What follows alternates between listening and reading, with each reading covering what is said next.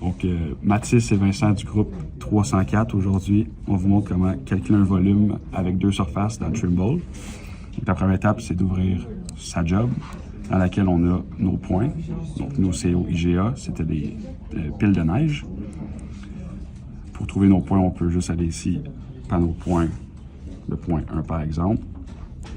2, accepter. Donc, on voit ici, si on zoome, on a tous nos points qui ont été pris pour notre volume de notre tas de neige. Donc, la première étape, ça va être de créer deux surfaces pour pouvoir les comparer dans Kogo. Donc, pour créer la première surface, on va commencer par la surface du top qui va prendre tous mes points.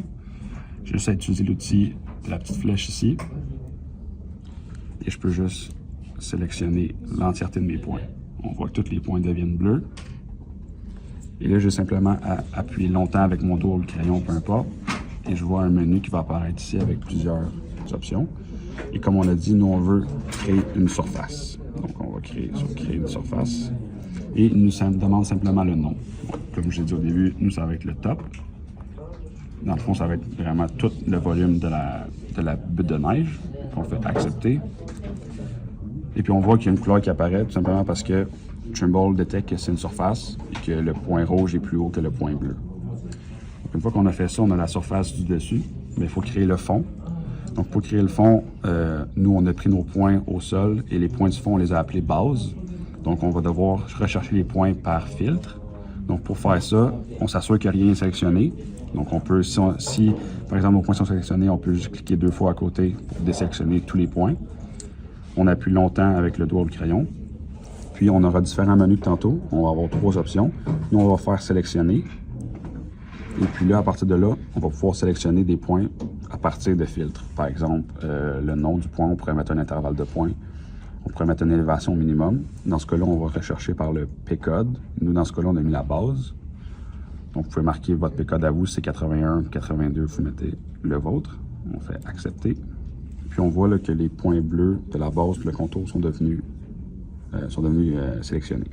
Donc, on fait le même principe que tantôt. Une fois que les points sont sélectionnés, on appuie longtemps sur le côté. Et puis, on fait créer une surface. Et puis, ça ici, ça va être la surface du fond. Donc, on l'appelle fond. Accepter. Donc là, on a nos deux surfaces de créer. Si on veut. Donc, une fois qu'on a créé ça ici, on peut aller dans Kogo, qui va nous servir à calculer la différence entre nos deux surfaces, la surface différentielle, comme un peu dans Civil 3D. Donc, Kogo, calcul de volume, ici. Et puis, nous, on va mettre l'option surface à surface.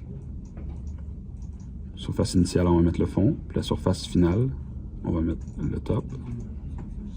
On ne met aucun pourcentage de foisonnement ni de retrait. On fait calculer. Et puis finalement, on va avoir nos résultats ici. On peut l'enregistrer. Voilà, volume stocké. Donc là, je pense qu'on va pouvoir venir revoir ici. C'est ici qu'on va pouvoir voir que notre volume, on l'a stocké. Donc on va pouvoir le transférer dans l'ordinateur à la fin.